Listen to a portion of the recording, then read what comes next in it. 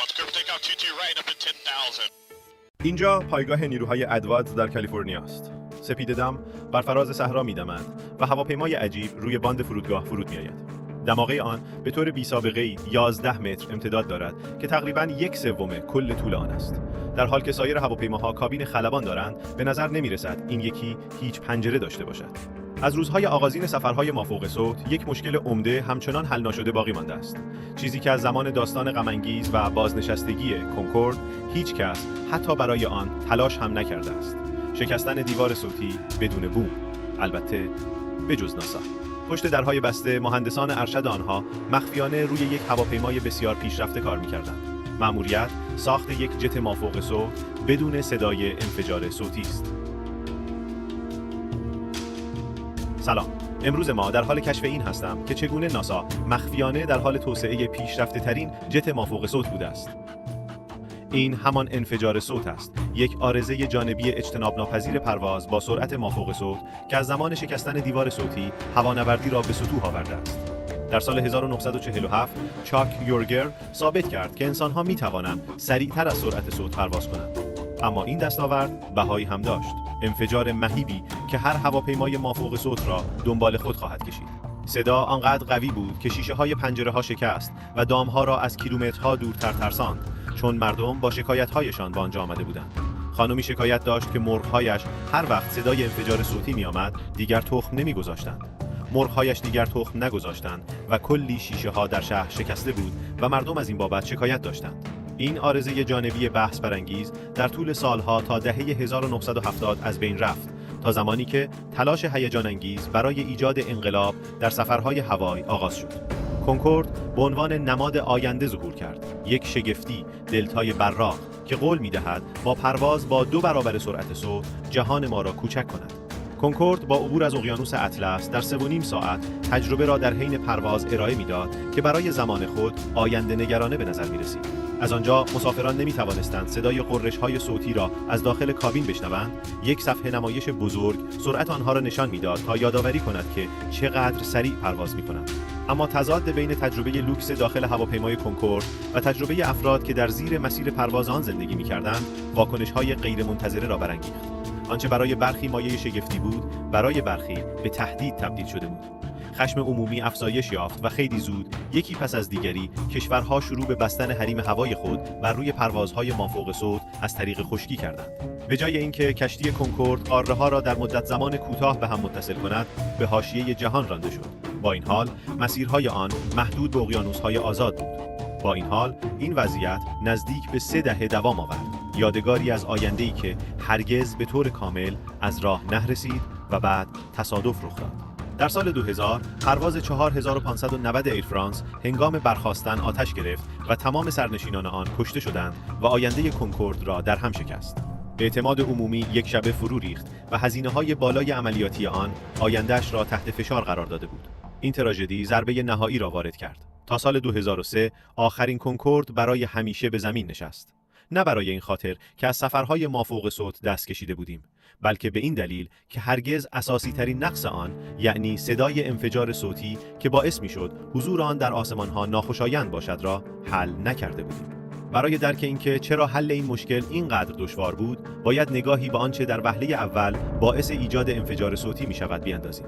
لحظه‌ای که هواپیما از دیوار صوتی عبور می‌کند، فقط یک صدای غرش ایجاد نمی‌کند. این یک موج ضربه‌ای مداوم را پشت سر خود می‌کشد، مانند یک قایق تندرو که ردی از خود در آب ایجاد می‌کند.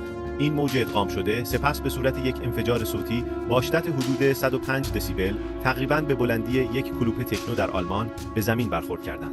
به مدت 50 سال مهندسان تلاش کردند تا این پدیده را رام کنند. آنها شکل‌ها را تنظیم و طرح را اصلاح کردند، اما قوانین فیزیک شکست ناپذیر به نظر می‌رسید.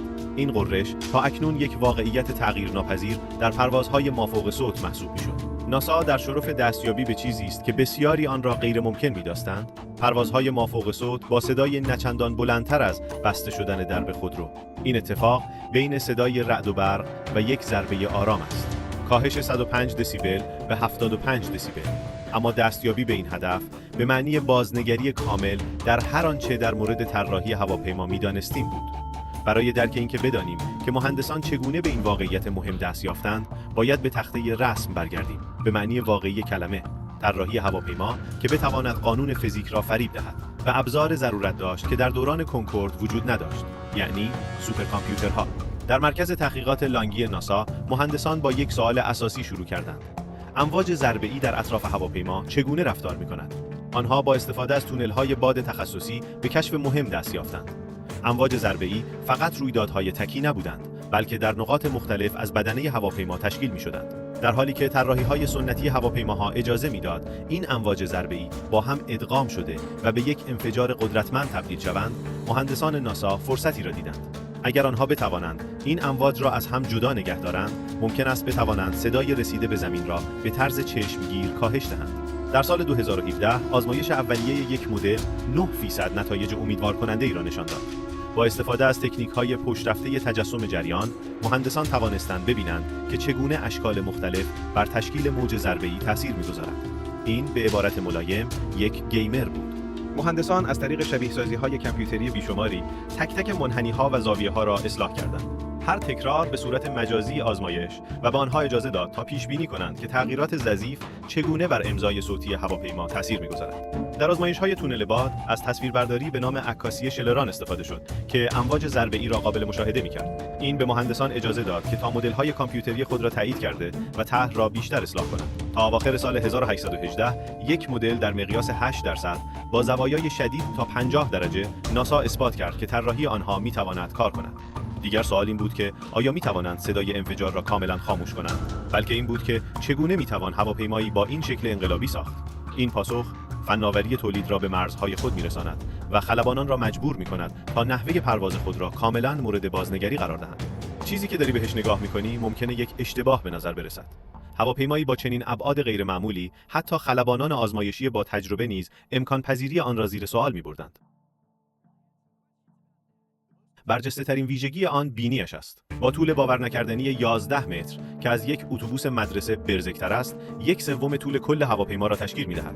اما این شکل فقط برای نمایش نیست. این در مورد شکل دادن به موج‌هایی است که از خود به جا می‌گذارد. در سرعت‌های مافوق صوت، هوا در واقع رفتاری بسیار شبیه به آب دارد. یک قایق تندرو را تصور کنید که به جای ایجاد امواج بزرگ، یک موج ملایم ایجاد می‌کند، چیزی شبیه به کایاک.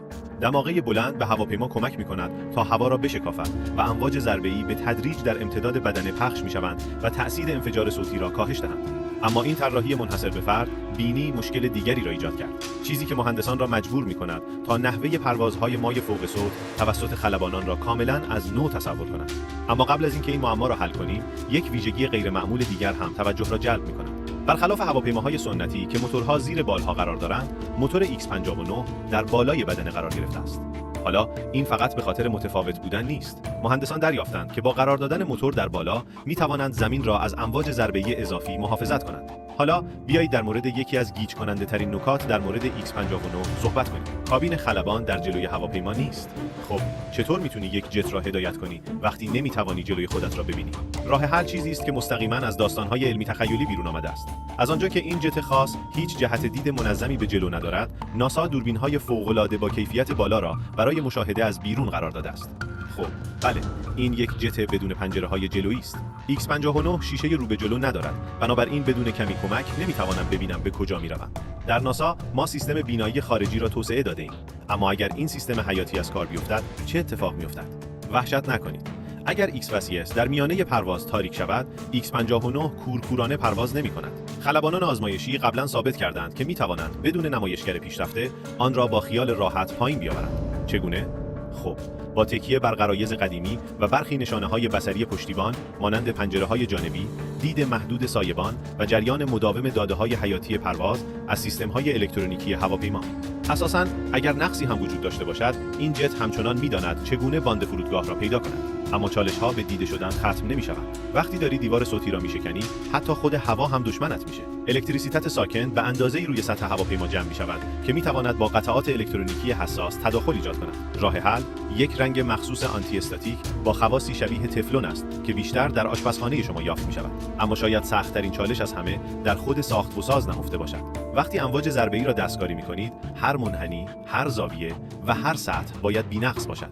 یک نقص کوچک میتواند آن صدای ضربه که با دقت طراحی شده را به یک انفجار تبدیل کند. این سطح از دقت در هر کارخانه اتفاق نمی‌افتد. همانطور که ممکن است تصور کنید، X59 در کارخانه افسانه‌ای اسکانک ورکس لوهید مارتین در پالمدیل کالیفرنیا، جایی که تاریخ هوانوردی از نو نوشته می‌شود، مونتاژ می‌شود. برای حفظ سبکی و دوام آن، فرایند ساخت به مواد کامپوزیت پیشرفته‌ای متکی است که با دقت لیزری ساخته شده‌اند. هر بخش ماه‌ها کار دقیق و موشکافانه می‌طلبد. و اگرچه توسعه فرایند مونتاژ کامل چندین سال طول کشیده است، اما دائما در تکامل است تا با پیشرفت‌های جدید در حوزه هوانوردی سازگار شود. بنابراین در حال حاضر فقط یک نمونه آزمایشی از این هواپیما وجود دارد و با توجه به ماهیت بسیار آزمایشی آن، در حال حاضر هیچ برنامه‌ای برای ساخت واحدهای اضافی در اینجا وجود ندارد. مهم است که انتظاراتمان را واقع بینانه نگه داریم. افراد خوب در ناسا و اسکانک ورکس همزمان با پیشرفت توسعه در حال انجام اصلاحات مداوم روی نمونه اولیه X59 هستند. اونها دارند روی یک قرارداد مبتنی بر عملکرد کار میکنند که به قول دولت پروژه‌ای پرخطر است، پس بهتر است این هواپیما را سقوط ندهید. به همین دلیل است که این اثباتگر تا حد امکان روی زمین و در شبیه‌سازی‌های کامپیوتری آزمایش می‌شود. تا مارس 2025 این هواپیما حتی اولین پرواز خود را هم انجام نداده است. این نمونه اولیه اساساً یک ملکه آشیانه است که تحت آزمایش‌های زمینی گسترده‌ای قرار دارد تا مشخص شود چه چیزی قبل از پرواز به آسمان کار می‌کند و چه چیزی کار نمی‌کند. برای مثال، موتور اصلی بخشی از F-18 هورنت بود و به شدت اصلاح شده تا بخشی از این نمونه اولیه باشد. با نیروی رانش 22,000 پوند، این موتور به اندازه کافی قدرتمند است تا X59 را به سرعت 1.4 ماخ برساند. اما اول، بعد از تمام اصلاحاتی که برای جا شدن در نمونه اولیه متحمل شد، باید شروع به کار می‌کرد. بنابراین در نوامبر 2024 وقتی مهندسان برای مشاهده آزمایش استاتیک موتور و پس‌سوزهای آن گرد هم آمدند، اتفاق بزرگی رخ داد. خوشبختانه همه چیز به خوبی پیش رفت و مقاوم سازی با موفقیت انجام شد. حالا قدم بعدی این است که این وسیله را واقعاً به پرواز درآوریم. و اینجاست که ناسا با چالش دیگری روبرو می شود. به دلیل ممنوعیت ایجاد صدای انفجار صوتی بر فراز جوامع آمریکایی، تنها یک مکان در کل ایالات متحده وجود دارد که می تواند قابلیت‌های انقلابی این هواپیما را آزمایش کند. پایگاه نیروهای هوایی ادواردز، یک منطقه وسیع بیابانی، و کمپین آزمایش این هواپیما کاملاً غیرمعمول است. ناسا در حال آماده شدن برای انجام آزمایش‌های بزرگ با صدها داوطلب و یک پروتکل آزمایشی است که در تاریخ هوانوردی بی‌سابقه است. وقتی می‌خواهید چیزی به بی صدای بسته شدن در ماشین را از هواپیمایی که با سرعت تقریباً 1600 کیلومتر در ساعت حرکت می‌کند اندازه‌گیری کنید، باید همه چیز را از نو در نظر بگیرید. ساکنانی که در این آزمایش‌ها شرکت می‌کنند نمی‌دانند که X59 چه زمانی بالای سرشان پرواز می‌کند. گذشته از همه اینها، چطور می‌توان واکنش صادقانه‌ای به چیزی که قرار است به سختی قابل توجه باشد نشان داد؟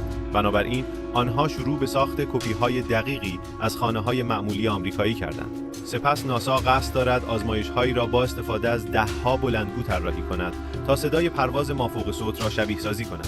هدف آنها این است که بفهمند اگر جت‌های مافوق صوت از بالای سرشان پرواز کنند، مردم چقدر می‌توانند سر و صدا را تحمل کنند. خب، حالا سوال بعدی این است: اگر موفق شوند چه اتفاقی می‌افتد؟